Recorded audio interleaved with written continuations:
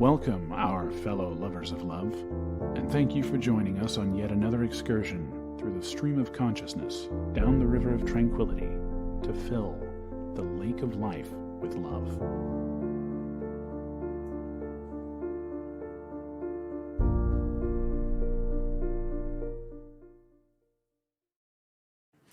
And good evening, our fellow lovers out there. This is a weekend, a 4-day weekend for many people, I suppose. Yes, it is.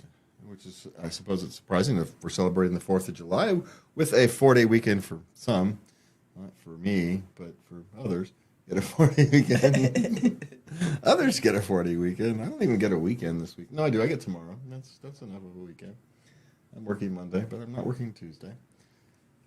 So, that's nice. Yes. Except I'll do some work on Tuesday because that's what I'll do. I'll catch up on stuff I haven't done. But that's my own personal choice thing, right? I suppose. Yes. But you like working on your hobbies. And well, my daughter bought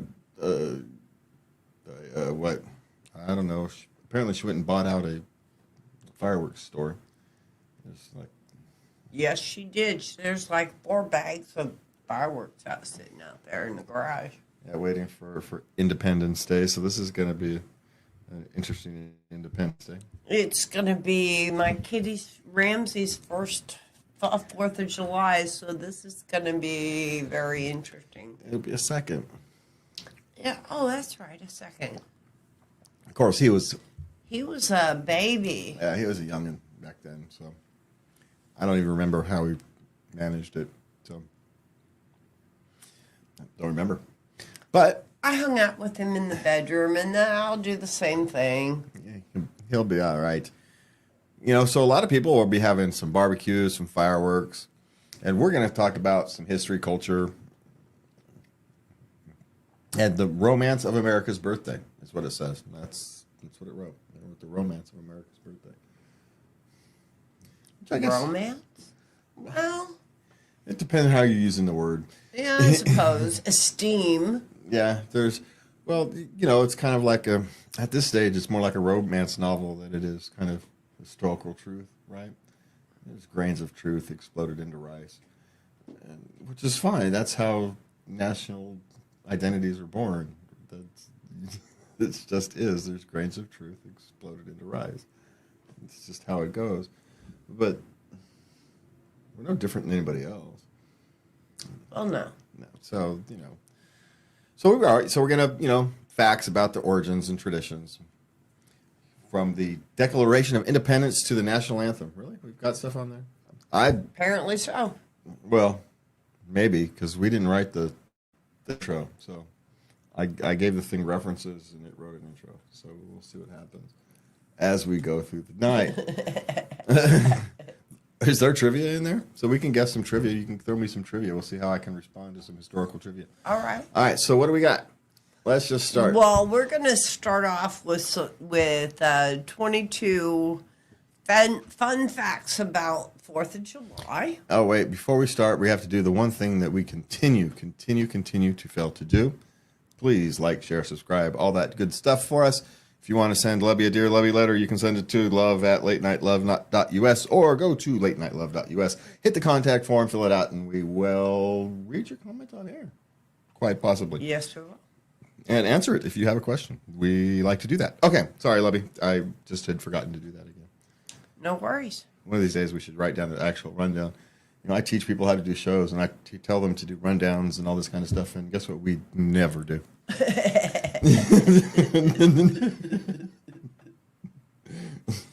If I taught people how to make radio shows and podcasts and things the way we do it, maybe I should take some of my own advice at some point. At some point. At some point. All right, so what do we got? Well, we have some fun facts. We're going to start off this evening with. I won't click over on this. We got the Declaration of Independence was not signed on July 4th, 1776. Oh, July That's 3rd. the day it was adopted. Yeah, it was done on. It was voted on July 3rd. Actually, it was July 2nd.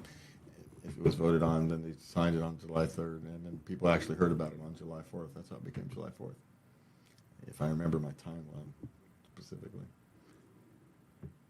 I think Thomas Jefferson said July 3rd will go down in history as the day, and it's July 4th. It's because that's the day people heard about it, which is the more important date. No one cares about the date on the piece of paper. They care about the date they heard it. So it was July 4th is when it was announced in newspapers and that kind of thing, which is why we have it July 4th. If memory serves. Yes. If memory serves. And I am getting old and have had concussions. So it's entirely possible I'm mixing stories, but I think that's how it went, or something of that nature. Well, sounds about right. Well, I don't know. Do they have the actual facts in there? I'm not clicking over. So you guys can fact check me down there, and we'll start flame wars in the comments maybe. So, all right, let's go. This will be a fun. Americans typically eat 150 million hot dogs on Independence Day, enough to stretch from D.C. to L.A. more than 5 times, according to the National Hot Dog and Sausage Council. But if you think about it, that's less than 1 hot dog per person. I mean, it's like half a hot dog per person. There's 330 million people in the country. Yes. Yeah, so it's not that many. Sounds impressive, but It does. it's like saying 300 million just had a glass of water today. Yeah. Well, apparently July 4th is a big hot dog day in the United States. Yeah, everybody's out grilling and having picnics and all that kind of stuff, and hot dogs are great travel food, right? Yes, they are. They don't go bad quickly. You can cook them easy. They're kind of no mess. You stick them in a bun. You can send them off with kids. Yeah, it's no mess, no fuss. So it makes complete sense why hot dogs would be popular. Yeah. Yeah. Okay. Okay, 3 presidents have died on July 4th. Thomas Jefferson, John Adams, and James Monroe. Yeah. Yeah, which one of it? Jefferson and Adams. The other one, I think each thought the other outlived each other, and I forget who died first. I think Jefferson died first. And when Adams died, he said, "Well, at least Jefferson still lives," but he had died like a few hours before or something. Now I could have those names reversed, but it's something. Yeah. And at one time they had hated each other. They were fierce rivals, but at the end of their lives, they were good friends. Strange how life goes like that. So, what? That's interesting. Yeah. I think I have it. I think it was Adams who died second. Okay. Okay. Well, our next fact bears out your beliefs. Your what you said earlier. John Adams believed that American independence should be celebrated on July 2nd. That's actually the day Continental Congress voted for independence in 1776. Aha! So my timeline was correct. I just had the wrong person. It was Adams, not so yeah. Cool. So I was partly correct. My timeline was correct anyway. That's nice to know. Yeah, and apparently he turned down an invitation to July celebrations throughout his life because he was ticked off that it wasn't celebrated July 2nd. It should be. Yeah, technically it should be. But, we're Americans. We don't care about technicalities. We never have. Yeah, technically, schmecknically, it's like we don't care. All right, so what else we got over here? Massachusetts became the first state to make July 4th an official state holiday in 1781. President Zachary Taylor died in 1850 after eating a spoiled fruit on a July 4th celebration. Yeah, so spoiled food's been killing somebody ever since celebrations have begun. Okay, so when you get sick from your aunt's potato salad, you know you're not alone. It's been happening ever since the beginning of the country. All right. Okay. Macy's fireworks show in New York City uses more than 750,000 1,000 fireworks shells and costs about $6 million. That's a lot of dough for some sparkly stuff in the sky. How long does it last? Not long enough for $6 million. Of course, around here, we don't need to go to a professional show. We just have to step outside and watch the show. Well, I've been hearing them. Yeah, we can step outside the any last night. couple days. Yeah, at this point, we can step outside any night, look up and watch the show. The show, yeah. It starts early in our neighborhood. Starts early and ends late. I don't mind, but 2 other o'clock people in the morning. But I don't mind, but other people do, so I get how it goes. All right. So what do we have next, my love? Nascent famous hot dog eating contest is held annually on July 4th. In 2018, champion Joey Chestnut ate 74 hot dogs with buns in just 10 minutes. That's just gross. I get sick just thinking about trying to eat that many hot dogs at once. So, I mean, hey, if you can make a living doing that, knock yourselves out, more power to you and all that. But, man, okay. Independence Day became a federal holiday in 1870. It took that long. I'm surprised they didn't wait till 1876 just for kicks. That's what I would have done. Started it 800 years afterwards. But because we're Americans. We're Americans. We don't care about technicalities. We're not sentimental. No, let's just do it now. Okay. Okay. As of 2016, July 4th was the #1 holiday for beer sales in the USA. I'm going to leave the beer jokes alone at the moment. Okay. What's next? In 1778, George Washington gave his soldiers a double ration of rum to celebrate the July 4th holiday. Sweet. And every July 4th, descendants of the signers of the Declaration of Independence tap the Liberty Bell 13 times in honor of the original 13 colonies. I don't know. Would that be an honor or an annoyance at this point? Some random family member generations ago, now you got to go over there every year and ring a bell 13 times. I suppose it's an honor, but if you're the one who has to do it every year, it'd be annoying.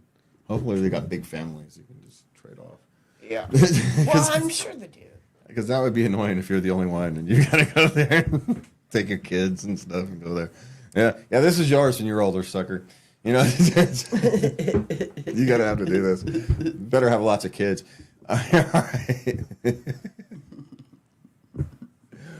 Oh, I'm in a weird mood today, but it's not my fault. I worked all day, came home, got all this together. I haven't even looked at these things. Okay, so what else we got? Well, apparently eating salmon is a July 4th tradition in parts of New England. Yeah, the places have fish. Yeah, okay. Small towns in the United States typically spend between $8,000 and $15,000 on their fireworks display. Well, that's more reasonable, frankly. President Calvin Coolidge was born on July 4th, 1872. Well, that's interesting, I guess. America has about 16,000 July 4th fireworks displays. That's it? Doesn't seem like enough, does it? I guess they're not counting the ones that happen in our neighborhood. Because we got that many just in our neighborhood. Yeah, we can up that to 17,000 just by counting the unofficial ones going off in our neighborhood. 1818, Stars and Stripes were added to the flag. To the American flag each July 4th to make the creation of new states. Man, how many of these are there? Oh, we're almost done. The U.S. Flag Code offers guidelines for flying the flag on July 4th and every day.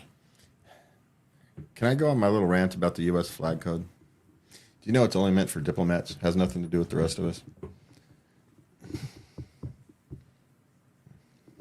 It's for the diplomatic corps.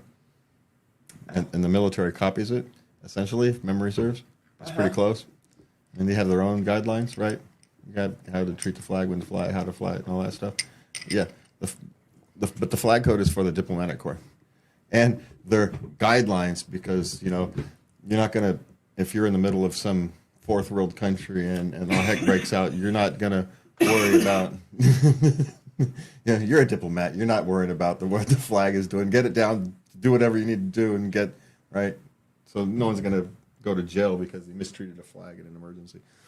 But it's guidelines, and it's not for citizens. It's for the diplomatic corps. Citizens, you can do whatever you want with your own flag, because you know why? Why?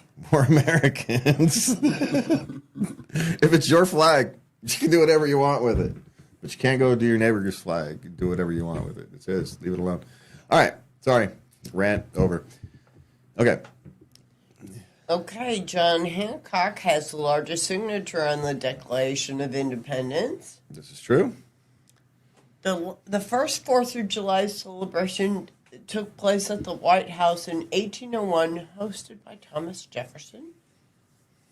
I guess that would have been like the real first time there was a White House,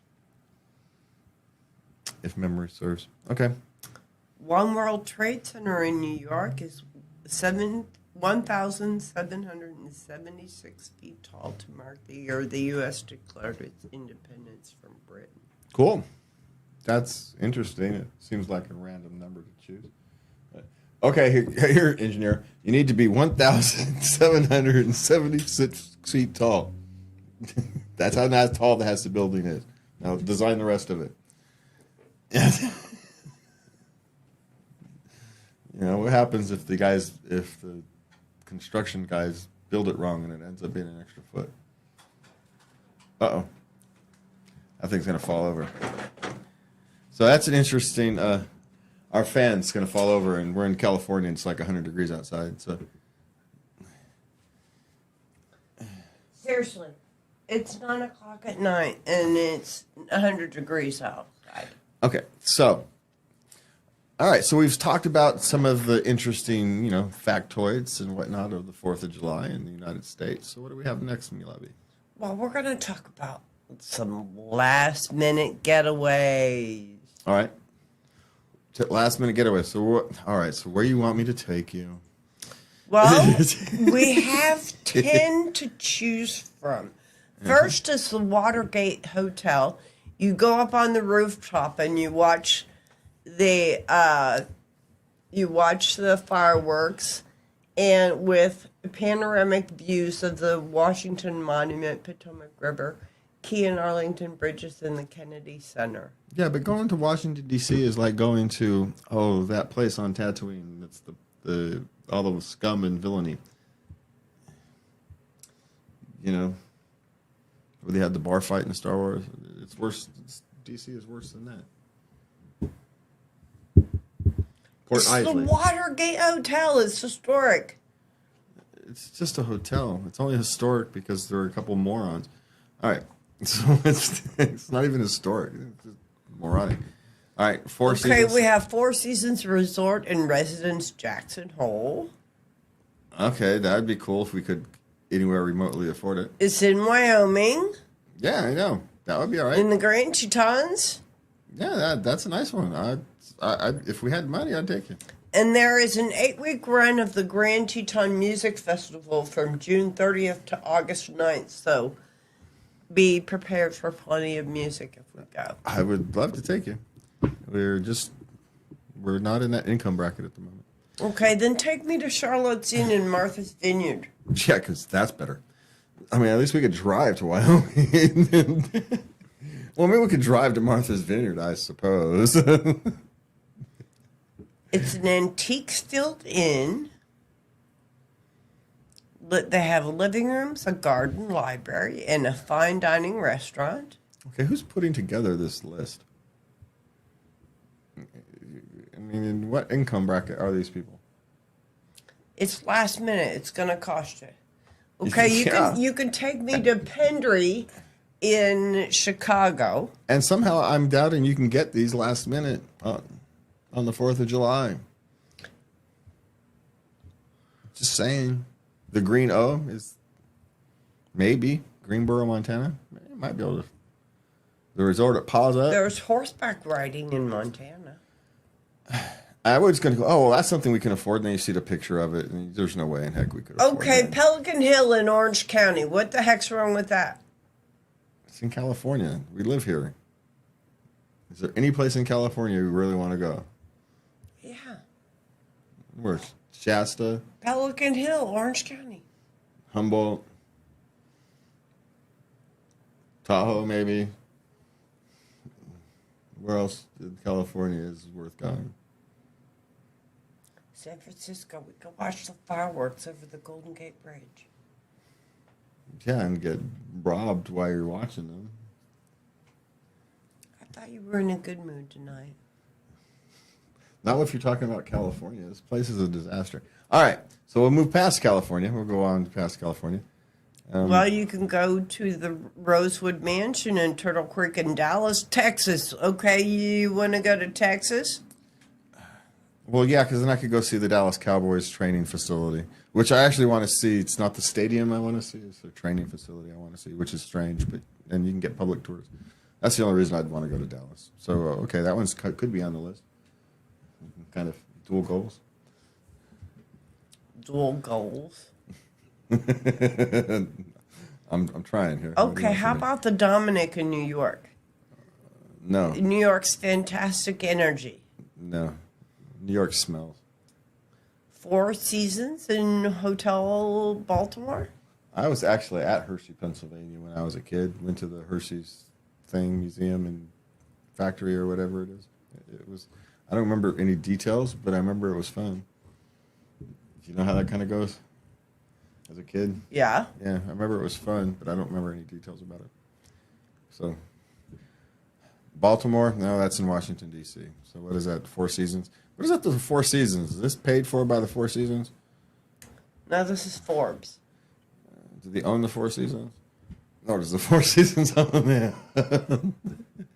All right, so there's last minute 4th of July getaways if you're a millionaire. So that's essentially. So for our wide audience of millionaires, there you go. There's your options. And for the rest of us, I don't know, go find a camping spot somewhere and just enjoy some time with your family. That would be my suggestion. There you go. All right. It doesn't even matter where it is because it's important with your family. Okay, so what do we've got? We're going to do money facts. Is that what we're coming up with? Yes, that's what we're doing. All right, we got 7 minutes, so we're all good. Okay. All right. America spends $6.7 billion on picnic provisions. Well, And July 4th is the most popular day for grilling. well, yeah, because you're out and having a picnic, cooking your hot dogs. All right. Americans spend an average of $73.33 per person on food. And this year that'll be, I don't know, $95. So there's that. Yikes. The $95 was an editorial comment by me. It was not a reflection of anybody else's opinions but my own. So there you go. It was a flippant comment meant as comedy, and it is what it is. All right. Men spend more items on food than women. Spend more money. Yes, men spend more on food than women. Not by much. Men spend $78.68. Women spend $68.20. That's the difference between a bottle of wine and a 12-pack of beer, or a 24-pack of beer, or the two 12-packs of beer. That's what that is. Women buy the wine or the wine coolers or whatever that is, and the men buy the couple 12-packs. And there's your $10 right there. That's what that is. Okay. Okay, 35 to 44-year-olds spend the most on food, and Gen X and Gen Y are most likely to go all out for 4th of July. Yeah, because we're in that age range where we have this thing called disposable income. People in their 20s don't have money to go buy. Well, except for my daughter because she doesn't pay rent. But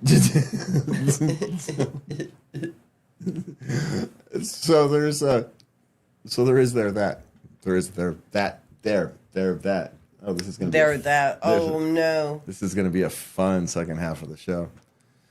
All right, and then when you get, in your senior years, your spending goes down because essentially you're probably spending on grandchildren and stuff. Then really not yourself. Yeah. Would be my guess and percentages. Okay, that Nathan's famous hot dog eating contest we talk about, the prize is $40,000. Yeah, that's half a year's income, right? So that's not bad. That's why I said if you can make a living doing that, I couldn't do it. I would get sick all the time. But actually, did you know it started as before immigrants? It was a contest to determine who was the most patriotic. Well, that's silly, but hey, we did lots of silly things in the past. So, okay. The U.S. imported more than $5 million in flags. Americans spend $1 million on beer. $1 billion, excuse me. You missed that one. Well, according to the U.S. Census Bureau, more than $5 million worth of flags were imported in 2016. I think they did a thing. See, it says million. Oh. But I bet you're right. It's probably a billion. 5 million doesn't seem anywhere near enough for flags. That's a typo in somewhere. Because that's not enough. I mean, my guess is Texas spends more than that. By a lot. I'm just guessing. Okay, so number 8. We've got what? The U.S. imported more than $280 million in legal fireworks. There's $280 million worth of illegal fireworks in our neighborhood. Okay. Macy's fireworks show cost $6 million. We heard about that. You heard about that one earlier? And the minimum insurance covered for a fireworks show is $5 million. $1 million. Which means your fireworks show, you're going to have to pay $10,000, $15,000 for your insurance for your fireworks show.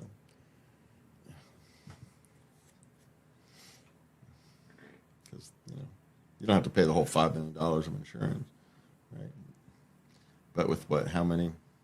You could do the math and figure it out, but that's not cheap. No, it's not.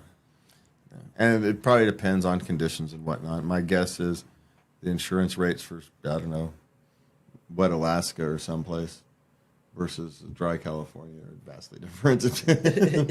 Just saying. That probably happens to be the case. All right, so it is time for us to move on. We didn't really have any trivia there, did we? We should do that. We should do trivia on one of these as a segment. You want to do a trivia night? Maybe we should try anything with trivia or create a fun game we can play with the thing. Anyway, we'll talk about that sometime. All right. All right, so we've got on to our questions from the Lovosphere. All right, so we got what, relationships? We're going to start with relationships. Oh, my lovey's making me work. Okay. My husband says if a man is in the delivery room, our relationship is over. I can't control what doctor will be on call that night. What do I do? Tell him to suck it up. And tell him to not be in the delivery room. Not worry about it. Banish him. Yeah, banish him. Go to the bar. Wait. He'll be happier. And don't worry, nothing will happen in the long run. He's just emotionally immature. He'll deal with it, as we all do. Or the other solution to that is stick him in the wrong corner of the delivery room so he gets the good view. Then he won't worry about who's in the living room, who's in the delivery room, I mean. So there's a couple ways to approach that. But in all seriousness, it is just an emotional reaction because that's an intimate area, and he's likely very inexperienced in life. So he's going to have to grow up. The question is, how much of that is your responsibility? So in a sense, we were being a little flippant earlier, but we weren't. It says, if you can't handle this, thanks for letting me know. You're not going to be in the delivery room either. Because I need people who are going to support me. And you'll have to wake up. And most men do. There's something about the childbirth process that doesn't just change women. And it doesn't matter if you're in the waiting room, you're at the bar down the street, or if you're in the delivery room, it changes you. So that's really your best hope. I mean, there's something fundamentally good with him, or otherwise you wouldn't be with him as your husband, right? So it's a period for growth. And let's all hope he can grow. It's the best suggestion I've got. You're just going to have to stand your ground on this one. It's not even an argument. There's no argument to have. No, there's no argument. So your response is, okay, if that's how it's going to be, then that's how it's going to be. And call his bluff, essentially. You call his bluff. You bluff with his bluff. And if he's not bluffing, then you're better off in the long run. So, but my guess is he'll grow up. So, all right. Okay. My boyfriend broke up with me but still wants to have sex. Does he want me back? No, he wants a friends with benefit. And, fundamentally, he's horny. And if you're even considering it, you're probably a little horny too. Stay away. You split up for a reason. Just because you're lonely, just because you're a little, shall we say, excitable at the moment, and just because he's excitable at the moment doesn't mean that your first decision wasn't fundamentally correct. Move on. It's best for both of you in the long run. There are other fish in the sea. Yeah, there's apps if you want to just go get your rocks off. Yeah. Protect your emotions. It's time to move on. Okay. Okay. On a family trip with my boyfriend, they want me to sleep with the grandmother. How do I get out of this? I don't want to go now. What? I'm not entirely sure I understand this question. Okay. This girl is going on a family trip with her boyfriend. And his family, the whole big extended family. So the boyfriend's family. It's the boyfriend's family. Okay. And they want her to sleep with the grandmother. In in a hotel suite. Just get your own room. Don't worry about it.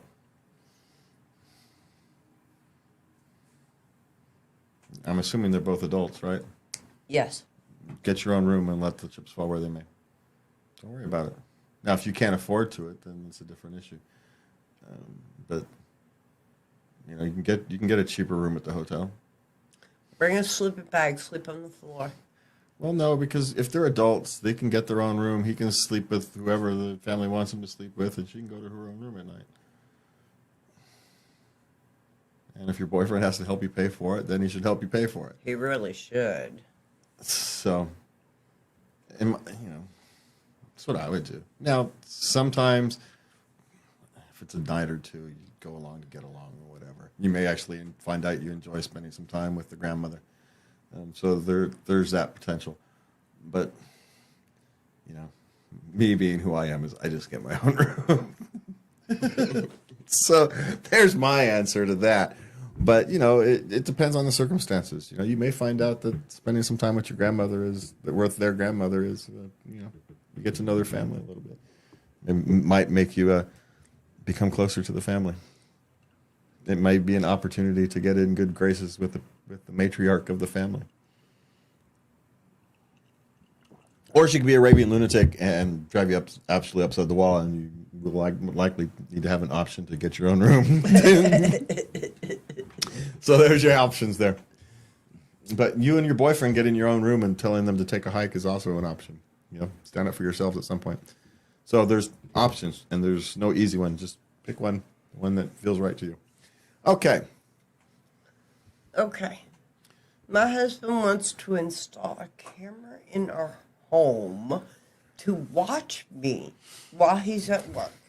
How do I refuse?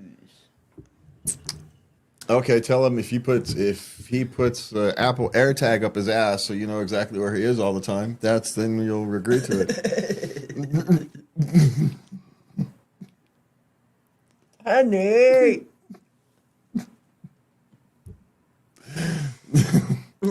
Well, that's essentially the response I would get if I said the same thing, wouldn't it be? I tell him go ahead, and then I put stickies over the camera so he couldn't see me. Yeah, but you're just setting up for a fight later on. That's Just deal with it now. Blow it up his wazoo. Exactly. And that's my point.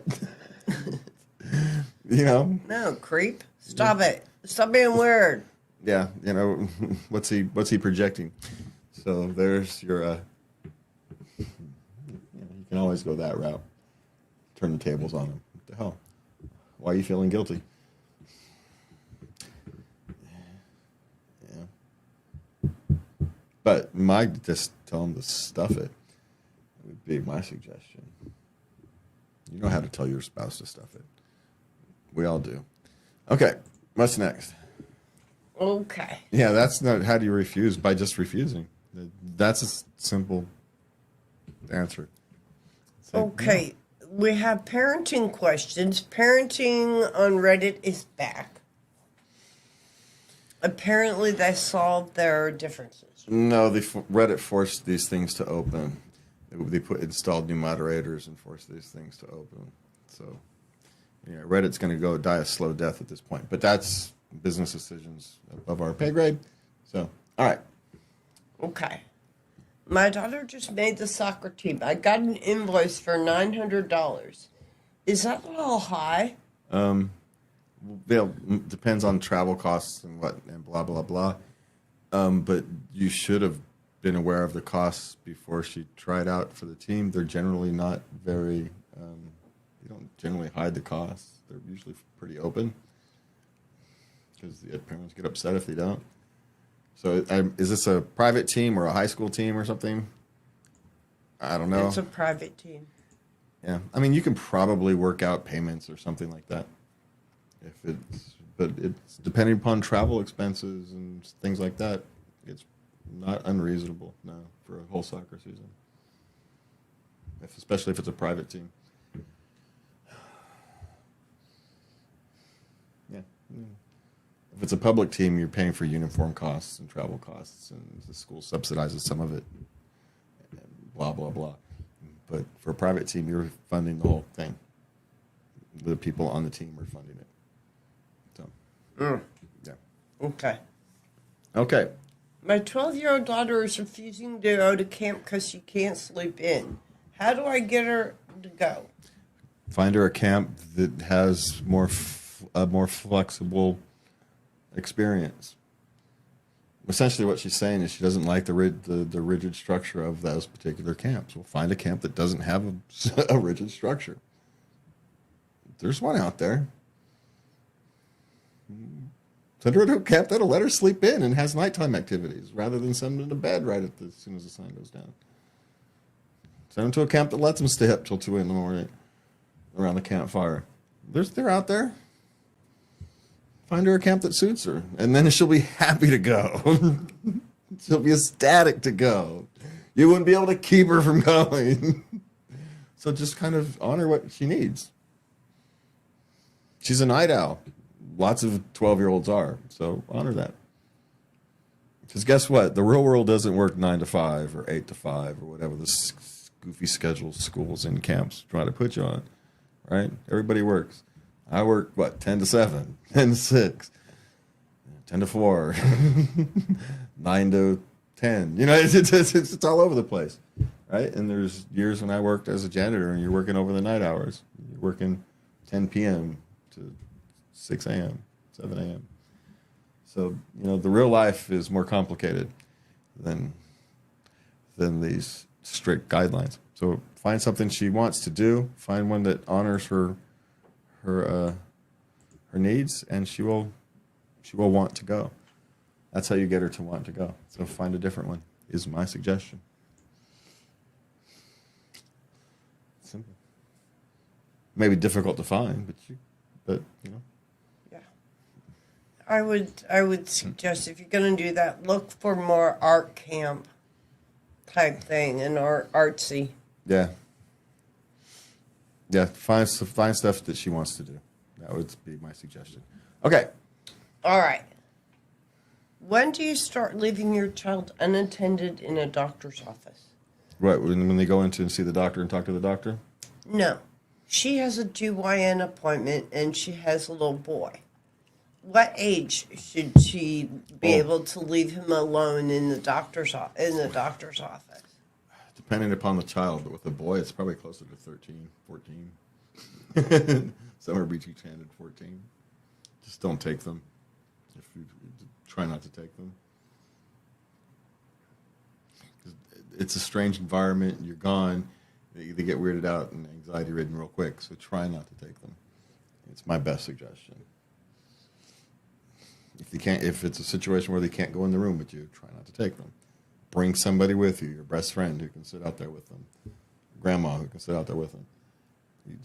Right? If you have to take them, it's just what you're going to have to do until they're old enough to sit there and play on their video game for an hour without interacting with the world around them.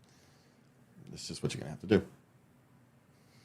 And it's not out of fear or nothing. It's just because boys, and especially boys, they get anxiety ridden in that kind of a situation, and attention span and all that. They can't help themselves. So avoid it at all costs would be my suggestion. All right. Bring somebody with you. Find, bring the dog sitter with you if you have to. Just anybody. Okay. Should I tell my son I'm not his biological dad? There is a time when you need to have that. Well, you need to have that discussion. What that time is different for every family and relationship. So the question is, at some point, yes.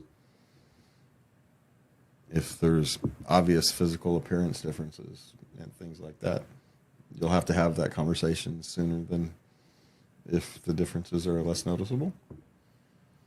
But you're still going to have the conversation because you have to be honest with them. You don't want to lie. But there's also times where it's not worth a conversation. Until they're old enough to actually understand what all that means, it's not worth the conversation. You're just going to confuse them. And they're likely not going to bring it up. So the answer is don't lie to them, but you'll know when the right time is. And my guess is because you're starting to ask the question, it's starting to get close. But you will at some point. Even if it's just because something medical comes up. He's going to have to know medical history that your medical history isn't his. Maybe you've got a high risk for heart attacks and he won't. You don't know. Right? So, yes, there will be a time where you need to tell them. Don't know when that is exactly. Okay. Okay. We have work questions. Uh-huh. Well, someone is stealing my food from the fridge at work. How far should I go? Should you make X-Lax brownies? No. Get an insulated lunchbox and just keep your lunch with you. It's better anyway. Do you really want to put your lunch in with everybody else's? Yeah, all that stuff that sits in there. There's just germs and mold floating around work refrigerators. I don't want my food anywhere near it. Can of soda is the only thing in there, and I rub it off before I... So that would be my suggestion. Find a way around it. They have very good insulated lunchboxes now. So that would be my suggestion, because you don't want to become somebody you're not. So, is it going to make the situation better, or is it going to make you emotionally feel better? Answer that question. It'll make you emotionally feel better, but the situation won't improve or will get worse. Putting X-Lax in someone's brownies is technically against the law. Technically speaking, they could file charges against you. Do you really want to go down that route? And while I suppose technically stealing sandwiches is against the law, no prosecutor in the country is going to waste their time. So, there's your answer. Or you can get a locking lunchbox. And then you have to take your whole lunchbox. So, yeah, there's that. There's a couple answers, but... Locking lunchbox. Now I'm going to have to see if that's on Amazon. Yeah, but you have to get one with a half-decent lock. So, okay. What else you got? I have very little work. How do I stay busy? By finding work. There's always work to do. There's always work to do. Look for it, and you will find it.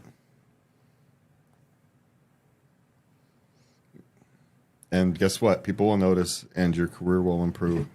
Maybe not next month, maybe not 6 months from now, but it will. So just find it. Open your eyes and find it. It's there. It's there. And if you need approval from your boss or supervisor, say, hey, I see that needs to be done. You guys mind if I help? I got some time right now. Find out someone who needs help and help. Just to stay busy. It'll go a long way. Okay. It'll make you feel better because you're a better human being. You want to stay busy. You don't want to just sit there and stare at the wall. So go get busy. If it's busy work that needs to be done, it's still busy work that needs to be done. So just go do it. All right. Okay. I haven't been paid in 2 months. Is that legal? No. So go call your state employment department, and that's what I would do. But my guess is if you haven't been paid in 2 months, why are you still going to work? It'd be my question. The answer to that one is go get a different job, because that's no longer a job. You're volunteering.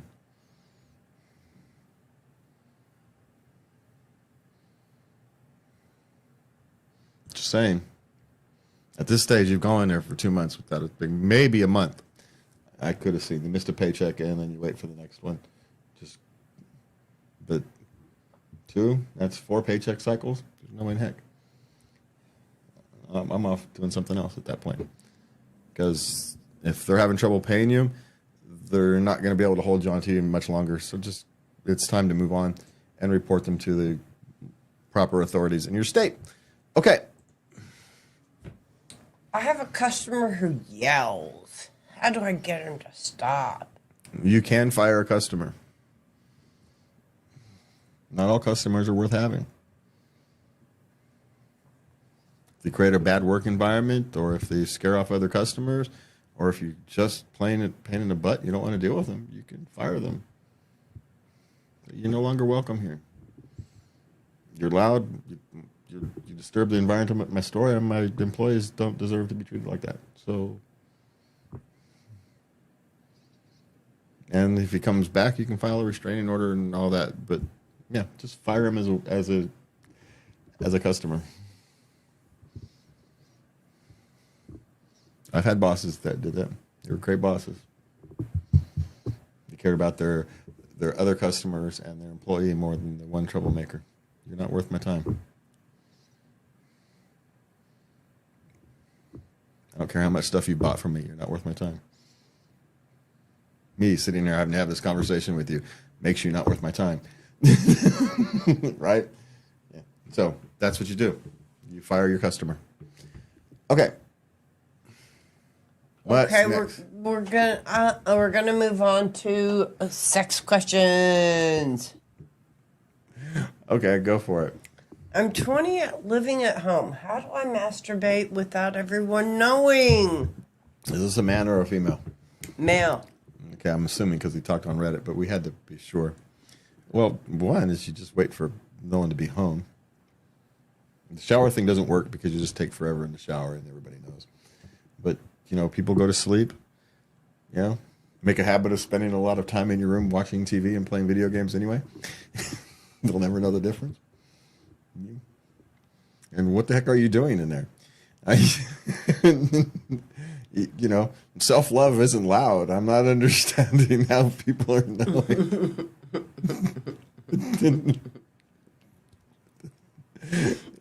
Just, everybody's asleep. Everybody's going off on their own in the bedtime, unless you're sharing a room with somebody or something. But then you're just going to have to wait till no one's home. That's the way the rest of us deal with it. So, welcome to the world, homeboy. All right, what do we got? Okay, people in my apartment are having sex in the jacuzzi. Should I tell them we can hear? I wouldn't, but I suppose you can. I mean, it's kind of rude, I suppose, having sex in the jacuzzi. Even though in those public... Apparently, no. They were very loud. Yeah, but I still wouldn't. But I could see how it might be annoying if you're trying to sleep and whatnot. But they, trust me, they know people can hear. It's not like you're going to tell them something they don't know.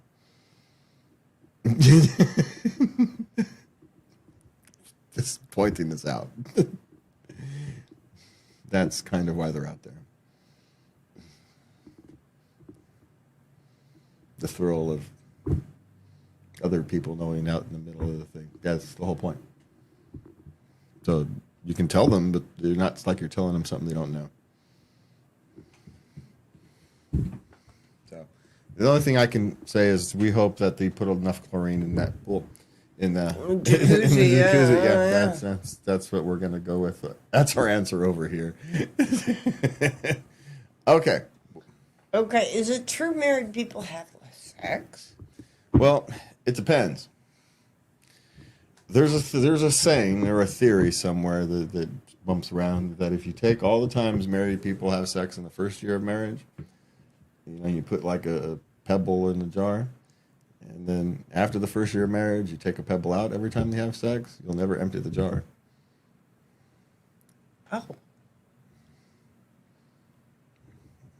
Now, my guess is that's kind of an overly broad statement. But does that mean does married people have more or less sex? I think married people, the older you get, the less not emotionally important, the less omnipresent the drive for sex is. It just is. It just doesn't. Other things take a priority. Well, your biology changes, right? Yeah. You've got your for men especially, biology changes, and then women, life complications. You get kids and all that stuff, right? And then here comes menopause. Yeah. So, and then you figure you've got another 20 years after menopause. And so if you factor all that in, well, probably.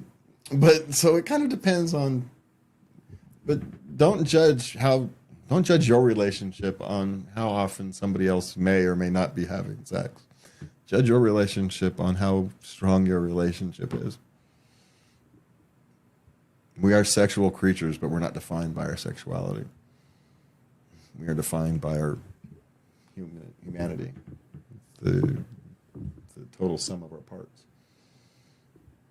And sex is part of that. Our sexuality is part of that, but only part. When you're young, it's a bigger part, or it feels a bigger part. But as you get older and you get more experience and you've got more responsibilities and blah, blah, blah, blah, blah, and more aches and pains and it changes. As it should. Okay. What do we've got left? Last question. My boyfriend always makes me get on top. What gives? He likes seeing you bounce. Would be my guess. It feels good because you can get a little deeper that way if you want. It's true.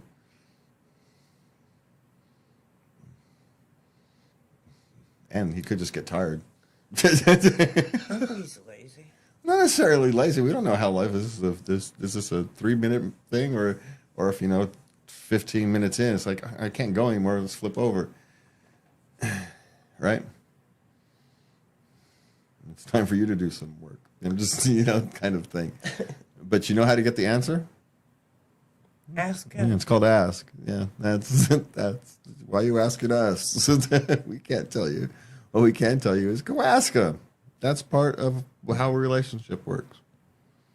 But don't do it in an accusatory manner. Do it in a curious manner. Hey, I'm curious. Right? Because that's part of the problem is often when you go searching for these answers, it kind of comes off, not you, but when people search for these answers, they come off as accusatory, like you're getting this inquisition or something, you're being judged, rather than, I just want to know, I'm just looking for information, which is usually what's happening. And, right? But how you ask the question can feel different. So lead with, hey, I'm curious. That kind of thing. You knock the tension off. You're telling them why you're asking the question at the start. Because when you lead, when the question comes in too quickly, it feels like an attack, like you're being judged, like it's an inquisition. So, while you're sitting there doing the dishes, hey, I'm curious. Pinch his ass and say, hey, I'm curious. Have some fun with it. Be my suggestion. And be prepared for an answer you weren't expecting. Yeah, because you just don't know what you're gonna get. But that's okay. That's part of relationships. You'll learn more about each other, and isn't that the point? Don't you want to learn more about it? Don't you guys want to have these relationships and these conversations that you can, discuss in a lighthearted but fulfilling way difficult issues, or issues that may be causing stress or in your life? Maybe not even an issue, but it's a point of contention. So because it's sitting there, it's working on your mind. So yeah, just ask for the love of love. Ask somebody. All right, so we are just about out of time. We want to thank you for joining us tonight. Please remember, you can go to latenightlove.us, like, subscribe, share, do all that fun stuff. Comment on it. We would love to hear from you. You can send a Dear Lovey letter to God, I screwed that one up. You can send a Dear Lovey letter to love@latenightlove.us. I forgot where I was in the sentence. And have a good 4th. Be safe. We want everybody to have fingers on the 5th. And please remember to love everybody. And good night. Or did I say that backwards? Good night. Is it good night? Anyway, good night.